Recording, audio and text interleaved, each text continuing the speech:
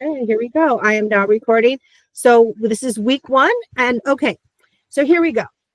For those of you who know, great. If you don't know, I apologize that I'm doing this again. We just need to know some things about biblical Hebrew. And one of them is that's so important is Hebrew reads the correct way. So we read English, we start at the left and we go to right. But basically, almost all ancient languages start the right way, and I put that in hilarious quotes. We start from the right and go to the left. So when we're reading this word shalom here, we're starting from the right and we're going to the left. Okay. One of the things that you will notice in this word as well is that Hebrew does not have vowels in it in the ancient books. So if you were to read a Torah scroll, when I read when I read the book of the Bible on the Torah scroll, there's no vowels, there's no punctuation. You will not learn it that way. You will learn it with vowels and you will learn it with punctuation. Okay. Also, Hebrew, like any language, is a living, growing language. And so many of you probably, Christians more than Jews, sometimes get a fun class or someone has told them about Paleo Hebrew. And when you go back, and that would be a different class if you wanted me to make a class like that, a one-time class, you go back and you can see where they got the little horns for the bull or where they got the doorway or where they got this. You can see where they got it because it was basically like a more modern form of hieroglyphics. But there's many different types of styles of print. Just like in America, we're doing Google, we can use Arial one day, we can use Times New Roman. There's different types of print. Now, the ones that we're really going to be working on, and I'm going to mess you up by trying different styles, is the Katav Ashuri, is the scribe style. That's what we call Torah style. That's what the Torah is written on. Rashi style is not used except for fun stuff. It's not really, it's not something you have to worry about. But Katav Ashuri is if you are typing on the computer and you get a program, it will look something like that or a little bit worse. It's in booklets will print this way, and modern cursive. If you want to do if you ever want to read signs in Hebrew, and I know eventually we have another person who will be attending that I think she also wants to go further in her Hebrew education. She will need to be able to write modern cursive. If you need a brain exercise because your brain is recovering from something, learning modern cursive will absolutely help your brain. Okay. The other thing I'm going to tell you is that we have what we call normal letters and final letters in Hebrew. So for instance, if we have the word mom in English, it's just M-O-M, right? The M is exactly the same. But if we were going to do mom in Hebrew, the first mem or the first M sound would be regular, and the last M sound would be what we call a final. And there's a final letter right here. It's the second one on the finals. So not only do you have to learn normal, but you have to learn finals. So we have some different things that occur in the Hebrew letter and alphabet that don't occur in the English alphabet. However, I do have to say that there are some easier things about Hebrew than there are in English, and that you'll get to that. We'll get to that as we go. Okay, come on. Okay. Okay, so now, so we're going to talk about class and home routines. Like I mentioned, if you don't use it, you absolutely will lose it. And in the beginning, it's great. 5 minutes a day. You're going to learn in class. We're going to learn a new consonant. We're going to learn some ways to identify them. Some will be babyish, some will be adults. I give you many different ways because maybe one thing that works for one person doesn't work for others. And we'll learn the English sound equivalents. The same thing with vowels. Vowels are a set of symbols we'll talk about in a little bit. And then we're going to show you those new consonants in block and script or block and modern. However, I usually do a cadence drill review. We'll see how that works so that you say the sound correctly and then practice reading it, which sometimes I want you to, especially if we read it together, but you're just copying me, don't feel self-conscious. We're going to sound like babies, and sometimes this is babies. But when I used to be a psychologist, what I always learned is if you can get the brain going and you can talk and hear yourself talk, it gets in there that much faster. And then what I'm asking for you is every day, do a 5-minute letter recognition drill, do a 5-minute reading drill, or a 5-minute writing drill. You need to do something 5 minutes a day. And that's all you need right now. That will change, but that's all you need right now. The other thing I'm going to say is depending on how fast or slow you want to go, after this week, if I'm going too slow, we can go faster. We can learn 10 letters in one day instead of 5. There's only 22 letters, okay, in the Hebrew alphabet. Letters are never connected. Even if you do cursive, the letters are never connected, okay? There's no capital or lower letter distinction. In cursive, there's a little bit different, only just because when they do signs, they've stylistically, like if you go read a sign in Israel, you're going to be like, wow, that's a capital letter. It's not really a capital letter. It's a big letter. So that's just something. But otherwise, in block or script print, there's no difference between capital and lower. They're all the same letter. Each letter has a numeric value. We'll talk about that another time. But this is a Semitic language that uses Aramaic script, okay? If you keep going, that will be an issue. If you ever heard anyone talk about reading the Talmud, that's an issue. The Talmud is in Aramaic. The Torah is in Hebrew.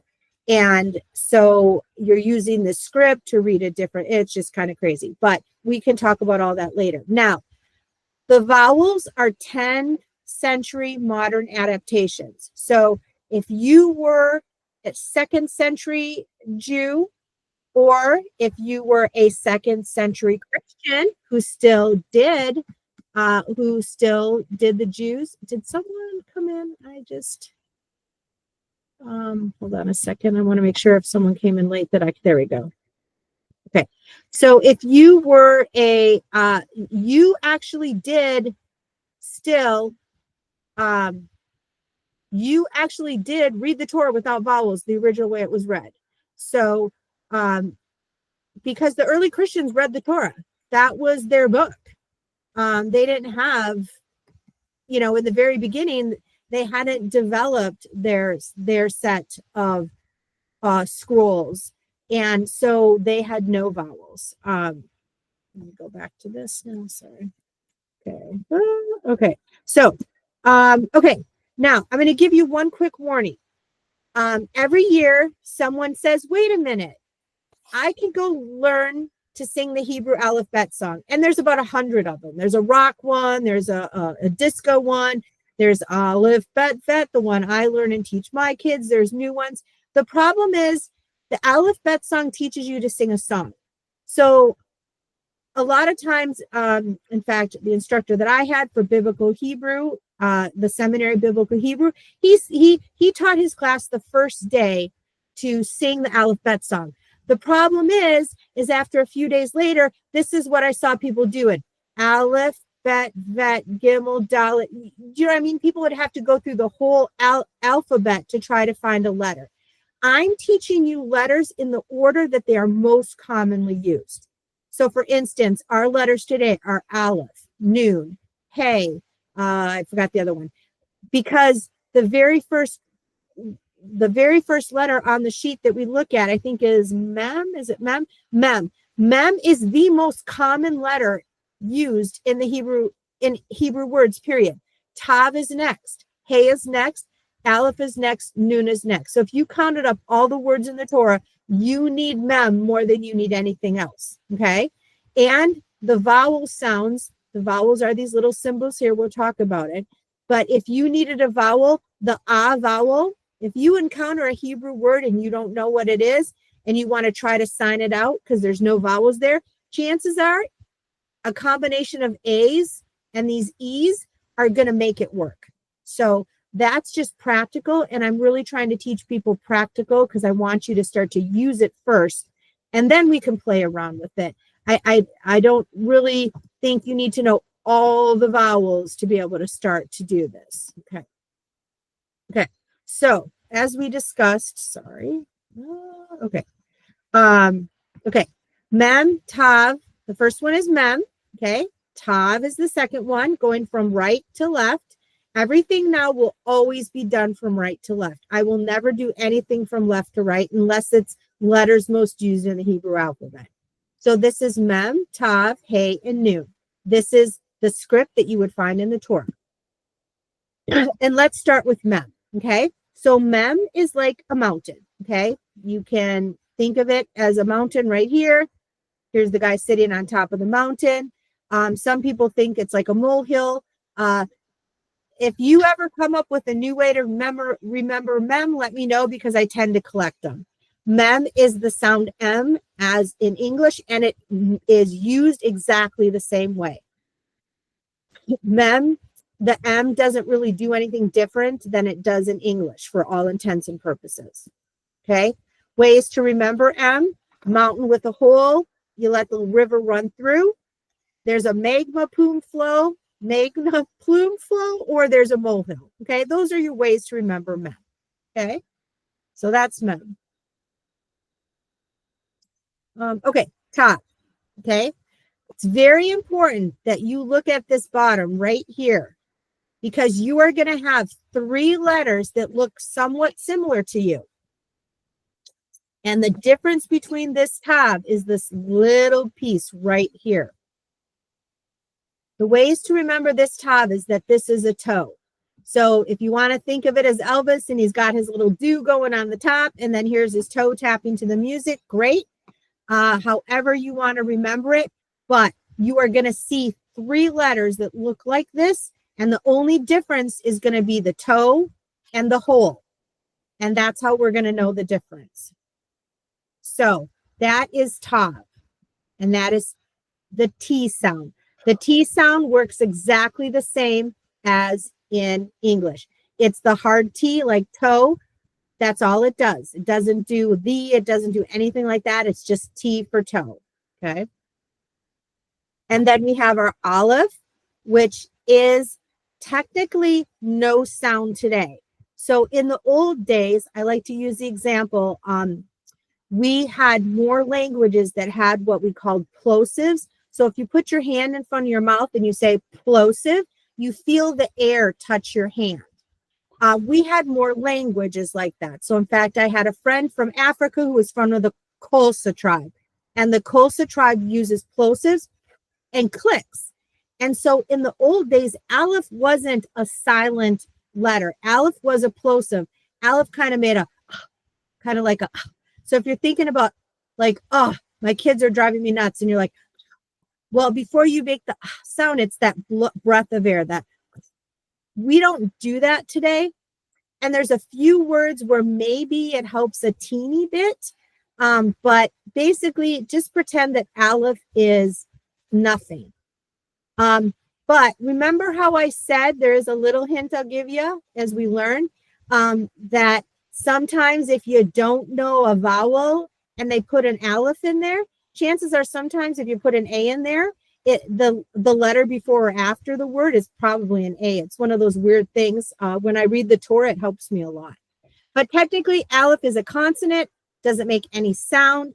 It's just aleph. How do you remember aleph? Some people say if you fold one side over, it makes an A, like, you know, like that baseball, was there the Angels or something had a hat that was kind of an A. I don't know else how to say the A. I've not found a good way to teach what aleph looks like. So it's just, that's aleph. Okay, here is hey. Okay, and then in a minute, I'll stop and see if anybody has any questions, or if you have any questions and you want to type them in the chat. Go ahead. So here's hey. So hey, again, looks like what letter? So we already know that we have a letter. See, it kind of has somewhat of the tav here. So here we're back to hey. The only difference is there's no toe and there's a hole. And so this is going to be important to understand that hey is, let's see if I have it down here. I tell people to think of hey as a house, and there's a hole so you can look at the window, because you never want to have a house without a window, right? So that's how I think of it. Hey is the H sound, okay? It's standard H sound, just like an H. It doesn't do anything crazy, just a standard H. And you're not going to put the TH together. If you do it's not going to be the same. So it's just the T and the H. They're separate. So the H sound is hey. Okay, noon. Okay, noon is one of the letters that has two versions. And today, I believe we're just going to learn the regular letter. Let me just see. Okay, so we have noon, and noon is a smaller letter. Okay, I always say that noon is like, forgive me, especially because of the Pope today. I always say noon is like a nun who is praying. So the nun is praying and she's on her knees praying, because that's all I could come up with. Some people say noon is noon because there's no legs to it. It just kneels down and it doesn't do anything. It's none. So whichever way helps you, but it's the N sound, and it is the same. Again, N sound is in English. There's no different, okay?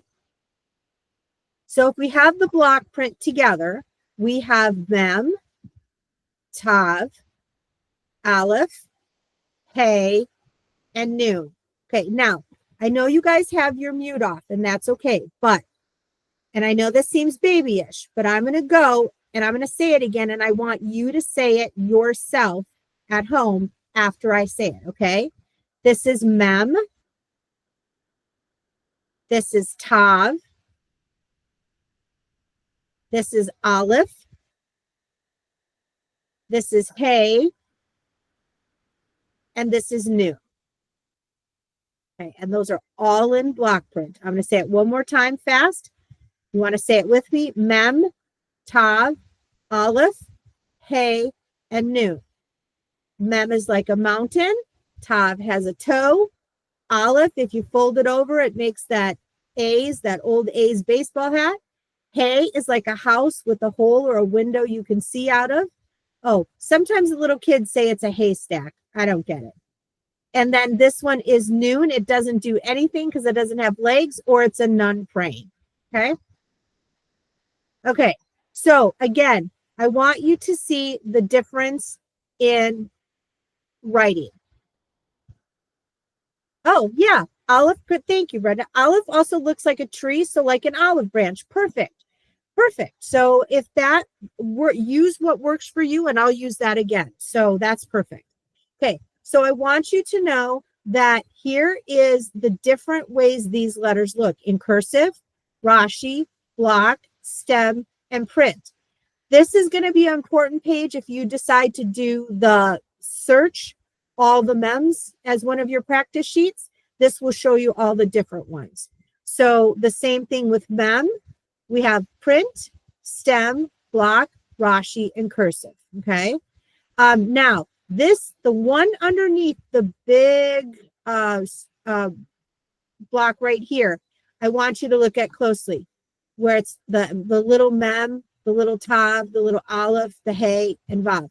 If you decide that you want to download a Hebrew keyboard for your computer, there's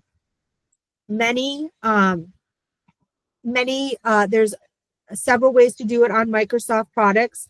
I don't know about Apple. This is what they will look like, but I just want to tell you that some of them are really confusing later on because it's obviously streamlined, and so it's harder to see. And then I want to point out another thing. So down here where you see the cursive haze, you have you see this little rolling. When you learn cursive will challenge your brain. So like I said, if you're looking for a brain puzzle that's free, cursive is the brain puzzle that is free. Because it really gets, some of them go far away. Like when you get to pay and fay, you're like, how is that even a letter? It looks like I gave my kid a crayon. So there's your different versions. And I just like to do that in the beginning so that if you want to do those exercises, you can see, you go back to this page, you can refer to it if you're not sure.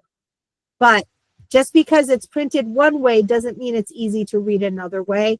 And that's a challenge. So I just want to point it out. Okay, so speed drills. I don't want to think that you're in kindergarten, and I'm not in any way interpreting that you're in kindergarten. But again, I'm going to use some of my psychology training because I don't get to use it as much anymore. When you say something out loud, and the faster you do this, and look at it at the same time. So if I'm pointing to it with my finger, my pencil, my cursor, I'm looking at it and I'm saying it out loud. Mem, mem, mem, mem, mem, mem. Okay. That will help you. In the beginning, it feels silly because you're like, Madison, why are you having me do a speed drill when it's the same letter? It won't be the same letter because after this 5, next week, we're going to learn a new 5, but we're going to add in these 5 to that 5. And I have found that if you really want to get this into your brain the fastest, speed drills really work.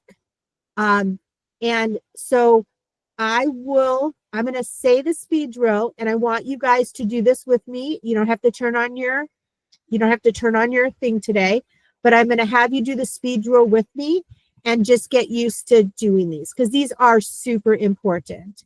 So here we go. Line 1, we're starting from right to left again. So we have mem, mem, mem, mem, mem, mem. Okay. Line 2 is tav, tav, tav, tav, tav, tav. Line 3 is aleph, aleph, aleph, aleph, aleph, aleph. Line 4 is hey, hey, hey, hey, hey, hey. Line 5 is noon, noon, noon, noon, noon, noon. And like I said, now next week you're going to get those plus those. So they're going to be mixed up. And so they're great to do it. You do it slow, read it once, say it slow, and as you get going, you'll get super fast at it. Okay. So in fact, here's an example. So here we go. Here's our first speed drill that's mixed up. Okay. So I'm going to go with you on this one. Also, when I say I give you different ways to practice for 5 minutes, when you get to these speed drills, like speed drill 2, or I think, did I do a 3? No, speed drill 2. Okay. These are the speed drills you can try during the week. Okay. So we have mem, hey, mem, tav. Okay. In line 2, we have tav, aleph, tav, noon, tav, mem, tav. Okay. Line 3, we have aleph, aleph, hey, aleph, mem, aleph, noon. Line 4, we have hey, tav, noon, hey, mem, hey, aleph. And line 5, today we have noon, hey, noon, aleph, noon, mem, tav. One last thing I'm going to say, as we get farther, I may say do the sound instead of the letter. So for instance, when we get bigger or if we're adding vowels, we're definitely going to do ma, ha, ma, ta. And we only usually start to do that when we add vowels. Okay. Depending on how many people are in our class and depending on what we end up doing, eventually I'm hoping to have people help read a line. So for instance, if I know we're going to have 10 or 15 people and we get towards the end of the class, I'll go back and I'll have everybody take a line. And then that kind of helps make sure that you know it. And it helps make sure that I know that I'm actually teaching you. So, because I want to say one thing while I have this, and I don't mind this being recorded. I care that you learn. I don't care if you feel like I'm not teaching you well and you say, Madison, I don't understand this, how you're communicating it. I'm not getting it. I want you to tell me that you need me to find another way to teach you, or another way to say it, or another way to work it, because I more care that you learn rather than I don't have any humility as far as teaching. I only care that you learn. Does that make sense? Yeah, so my hair is funny. You can tease my hair if you want. My neck brace is kind of funny. That's fine. But that might hurt my feelings a little. But if you say, Madison, I'm not getting it the way you're teaching it, please stop and say, hey, I need something different. Okay. Now, vowels. I hope we're okay. Everyone's okay to move on to vowels, because I feel like I'm going fast, but you guys are pretty smart, so I'm sure we're going to be okay. So vowels are, we said, they're modern 10th century, okay? And let me tell you why we had vowels. One of the reasons why aleph, the plosive, isn't used anymore, and some other reasons, is because, as you know, we had a problem keeping rabbis and Jews alive at certain periods of time. We've all had our issues. During the first, I don't know, the second century, guys, you got to help me out here. During the first century, we had some problem keeping Christians alive too. So we've had a problem keeping faithful people alive. And so the problem is that unlike some of the other languages like Greek or, the early, some early other languages, because they already had a vowel structure in place, they didn't have as many issues with people not being able to read the words. But when you pick up the Torah and there's almost no rabbis left to teach you what that word is, there's a problem. So people had determined at times, listen, there's almost nobody left who can read the Torah. We need to figure out some system so that, just like any kind of book, like a Greek book of old or a chiseled, stone tablet, that we can figure out what this word actually is. So that's why they came up with vowels, just as a way to make sure that we could actually continue to read Hebrew through the ages. And so vowels are a little bit tricky. They're, as you saw a little bit in the beginning, I'm going to go right back to the beginning. I hope it don't make you sick to your stomach for me moving so fast. They're a series of different designs. They're lines, they're shapes, they're dots. Sometimes they borrow a vowel, so we'll talk about that, or a consonant, but they're just different tells for us to be able to do stuff. Which means that they also decided to not make it easy and put them in different places. So if this box right here represents a letter, so say we have a mem here in this first box, you could find a vowel underneath the letter mem. You could find a vowel if you had the letter mem in this box. This is a vav, it's a vowel holder. I'll explain that later. But you could find the vowel right next to the letter, which is kind of crazy. Okay. This is the one I call the stomach punch, and this is the head hit, and you'll need to learn that later. And this is the stomach punch, and you'll need to learn that later. But this, you can find a vowel, like I call, or the belly button, in the belly button of a letter. Okay. And at the very end, you can find a letter off to the top, up again, of the letter as well. So there's places where you can find letters below, up on top, in the middle, or up on top with a consonant, or up on top with a letter. You will never, ever, ever find a vowel in front of a letter. Okay. And you'll understand that in a minute. So this is helpful in the very beginning of where you'll find a vowel, but you will catch on to that very quickly. Okay. Okay. So let's look at the vowels. Okay. So we have vowels, just like in English. When you're teaching a little kid to read, what words are they learning? Ma, baba, cat, bat, sat. Okay. A lot of letters, a lot of words have vowels in it, a vowels. Okay. And so I'm going to teach you the a vowels.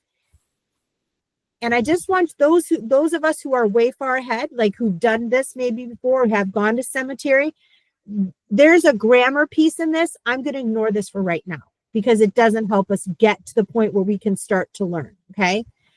These vowels are simply in this stage of our learning of an that is either very short, or long. So for instance, if you are saying a word and you're saying bat, that's a pretty short A, right? Bat, cat, those are pretty short A's. So that you could say that could be what's called a haftaf, patak. Eventually, it does help if you learn what that's called, because I can't say what is this hataf patak and have you point it out. But for now, it's the A. It's a line. You'll see me do this a lot. It's a line and 2 dots. That's the hataf patak. It's a very short A for right now. The patak is the line. Oops, sorry. Right here. So think of this as the guy's face. If you go to the dentist and he says smile, you're going to make a patak. Okay. You're going to say, ah, okay. Now, say you go to the doctor and you've got tonsillitis. He's going to say what? Open up your throat to let me see your uvula, which is that dangly thing in the back. And he's going to say, ah, that's your long one. So if you're doing something like, hey, that's a longer A. So for right now, I just want you to know that hataf, patak, and kamatz right now for us only tell us kind of how long we hold it. Later on, there are some grammar things, but we are not going to go there. But what I want to do is I'm going to show you how these letters sound with these vowels. Okay. So we have an M. Okay. And if we added an A sound or an A sound to it, it'd be ma, ha, na, and ta. If we did the patak, it'd be ma, ha, na, ta. Now, if we added the hataf patak, it'd be ma, ha, na, ta. So for right now, just think of it as duration of length, okay? Okay, so vowels, though, this is an easy trick for you. They're only found below the letter. You'll never find an vowel anywhere other than below the letter. So anytime you see something like this, it has to be an A. Like, now it could be something else too, but you'd never find an A up here. You never find the gut punch or the belly button or the overhead head one. A's are only found below the line. And so this, if anyone knows, this is a kamatz. Normally I'd quiz you, but this is a hataf patak. This is a hataf patak. This is a kamatz, and this is a patak. Vowels are only found below the letter. So that's kind of what I call reading rules to help you. Okay. So for instance, I just did it before, but we have the ma, ha, na, ta. And then the hataf patak is fast. So ta, na, ma, ha. And then the kamatz is long again. So it's ma, ha, ta, na. Okay. Okay. And the other vowels, and we're nearly done. The other vowels that you're going to learn tonight is the second most common. And those are the E vowels. Okay. The E vowels with a trick. We got a trick already. So here we go. Let's start with hirik, short. It's called hirik. So if you can try to say that, ready? I'm going to say it and you say it again, hirik. And just say it to yourself, hirik. And we have what's called a hirik short and a hirik long. Now, think of the hirik as if you are sitting down and there's a mouse under your chair. I don't know about you, but I hope you guys don't mind. I'm going to go eek. I'm going to say eek, eek. Like, that's what I'm going to do. I'm going to be surprised. And if I don't scream, I'll say eek. Okay. Now, the hirik long actually borrows a consonant to make it different. Okay. And there's a whole bunch we'll learn, but not now. But for today, just think of that yod. It's a yod, but the Y sound right there as making that E longer. So if you have a little mouse, okay, that's going around, you're just like, E, right? And then me, I'm jumping on that chair. I am a cartoon character. I would be on that chair in a heartbeat. But the hirik long is E. So can you imagine, okay, if you're getting out of the car, right? And someone starts to close the car door on your hand, you're going to be like, ee! Like you're going to be like making a noise, right? To get them to stop closing the car door on your hand. So just think of the hirik, the Y makes it longer. The E gets elongated. Okay. Now, the shava. You're going to see me make 2 dots all the time for a shava. Okay. The shava is tricky. The shava is either vocal or non-vocal. And in this case, if it's a vocal, when it's called the technical biblical Hebrew term. If you were going to seminar, would be a vocalized shava. And all that means is this. You're saying enough of an E sound to be able to say that word. So for instance, we have Hebrew words that start with the letter V or the V sound. Okay, it's a V sound. Okay, have you ever tried to say, okay, say the word Victor, but don't use the I. V'kator, right? That's really hard. So sometimes we have words that need a little bit of a sound in order to say, like if Victor was Victor, right? We would need a little bit of that E sound because you can't really say the word correctly. And so sometimes it's called a vocalized shava, and sometimes all it does is nothing. Sometimes it's what's called a syllable breaker. And so I'm introducing it here, but I'm not really concerned that you know the shava yet, because we're really concerned about this. But if we are having to say it, it's just enough E sound to make a word work. Okay. If you were going to say hit, let's see. No, I can't find an English word with heat. Anyway, let me not go there then. So, but let me show you really quick. So we have me, E, right? Me. We have me, like meat. And then we have, if it's a vocalized shava, m. Like just enough or meh, just enough to get to the t next. So, so we have, I'm just going to do these two. So me, he, me, and then E, because remember, we don't say the A, we don't say the aleph, right? And then T. So, and it's just whether it's longer or shorter. Okay, here we go. Okay, so again, here's a drill, and I want you to try to do it with me if you can at home. It's our hirik, okay, and our hirik is me, he, D, E. Think about that little mouse down there. T, okay. Now our vocalized shava. If we were doing a vocalized shava, it'd just be T, D, me, E. There's not shavas under Alice, by the way. Or if there is, it's a very rare word. He, okay. If this was a vocalized, if this was a syllable breaker, when we get, all you would say to me is tav, noon, mem, aleph, hey, because there'd be no words. Okay. Now this is hirik yod. Okay. Hirik long. And remember, it's just longer. So E, me, he, T, me. Okay. This is the last concept, I think.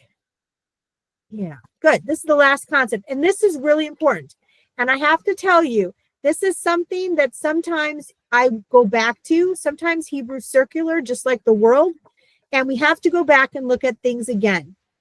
Because when you're reading a Hebrew word, you read from right to left, but you also read what I call zigzag. And it's so important that you read zigzag, because if you don't, the letters and the vowels won't be in the right place. So here's an example, okay? I hope you guys can see I'm at this little gadol word at the end. This is gadol. Gadol means big. So by the way, if you're American and you're walking in Israel and they say gadol, that's not a compliment. It means big, like you're hefty, like not big, like you're great. So I just want to let you know, sometimes they'll say gadol American, for like I'm a little bit on the big side. So I just want to let you know that that means big in Israel. So or if you order a double portion of food, they'll be like gadol, holy cow, that's a lot of food. So that's how gadol works in Israel. But let's look at how to read it, okay? So if we start the chart here, it says you read the Hebrew letter. So I'm going to tell you this is the letter Gimel. You don't know it yet. So first you would say the sound of G, okay? And then you go straight down, okay? Because there are never any vowels before a letter, okay? And now we have our kamatz, which is an ah. So we can put that together, ga. We have ga. Okay, now, so now we're here. Now we go zigzag straight up to the top of the next letter. And I know you don't know the next letter. I'm sorry. It's Dalet, D. Okay. And there's no vowel on the top, right? We don't see any vowel on the top. And we keep going down and we don't see any vowel down below either, right? So there's no other vowel. So we have ga and we have d. Okay. So now we know we have God, right? God, G-A-D. Okay. Now we're going to our next. Okay. And this is modern text Hebrew. So this is why I tell you that some of the letters are a little bit weird. This is a vav, and this is one of your vowels, okay? And so, but there's an O sound. So we have the O up at top, okay? And then now that we're at the top, we go down again to the L. So I'm just saying, I know this is hard because this is not a word that you read before, but the concept is easy. Hebrew reads in zigzags. Ga, da, o. That's how it reads. It reads in zigzags. And that's going to be really important as you get to bigger words, as you get to syllable breaks. And then later on, when you read grammar, and you need grammar to find out if it's God's inviting all of us to something, or God isn't just inviting you to something, or God is just inviting Moses to something. Moses is going up the hill. He wants all of us religiously to go up the hill, or he just wants this kid to go up a hill because he's explaining something. You're going to need to know that. And zigzag reading will help you make sure that you have the right grammar to figure out which one is which. So it's an important concept. It's easy to get once you start to see words. I'm just letting you know that this is a chart that maybe you want to keep for later on, just because you'll need to remind yourself of that zigzag. Okay. So let's put this together. Okay. You're learning words already with what you've learned. Okay. And this is the exciting part. There is a word right here. And normally I would have people sound it out and try to do it, but I'm going to do it today. And then I'm going to stop presenting. And then I just have a question to ask you guys. So this is a ta, okay? It means you, a male, you, the male version of you. And it has the aleph and the patak and the tav and the kamat. So you already know one word now, a ta. Ta. And that's how we read it. We read the aleph first. It makes no sound. We know we need an ah for the patak. We go over to the t, and we know we need another ah. And the hey, which you don't know, you are now learning, the hey at the end of a word is a silent. And I know there's lots of words. Don't worry about that yet. I'm just saying that you now know your first word, a ta, you for male. So if you go up to a guy and you're like, you ate my ice cream, you could say a ta. and it's you're talking about him. Okay. My Hebrew school kids love this. Me is who and who is he. There's a little saying, but your first word here is it's the mem with the little the hirik yod. So you have me, and me in Hebrew means who. So if your kids blame you for eating their ice cream, you can say who me, right? You can say who me, and they don't even know that you mean, you're blaming me. Okay. This is what my children call me down here. Oops, sorry. This is what my children call me. It's Ima. Okay. So the aleph makes no sound. We have the E, like the eek for the mouse. We go up the zigzag writing to the M. So mem, m. We have our kamatz, ah, and then the aleph is silent. So it's Ima. Okay. And that's mother. So if you're a mom, you can say, hey, I'm Ima to you. And your kids will be what? Okay. And if you don't have kids, I apologize. I have too many, so everything turns out to be. Some days I feel like I could lend some out. Anyway, the last one is Ani, and that is I am. And you will see Ani Adonai. You will see that a lot of times in the Bible, your Bible, my Bible, our Bible has Ani all the time. I am. And so Ani. And there's Anoki, there's versions of it, but Ani is right there. We have the aleph, we have that really quick ah. We have the noon sound, the N, followed by the hirik, the little bit longer E. So Ani. Okay, and that's how that works. Okay, so I know I'm a minute over. If you indulge me, we already talked about reading for 5 minutes a day, writing for 5 minutes. If you want to learn writing, I think you should try a little bit of writing, just because sometimes later on, if I have you write anything, I find that some people really get self-conscious. Okay, I'm going to stop sharing right there. Okay, so I do have a quick question for you guys. Depending on how many people continue with this, I really, really like to get people to be able to talk and be able to actually read.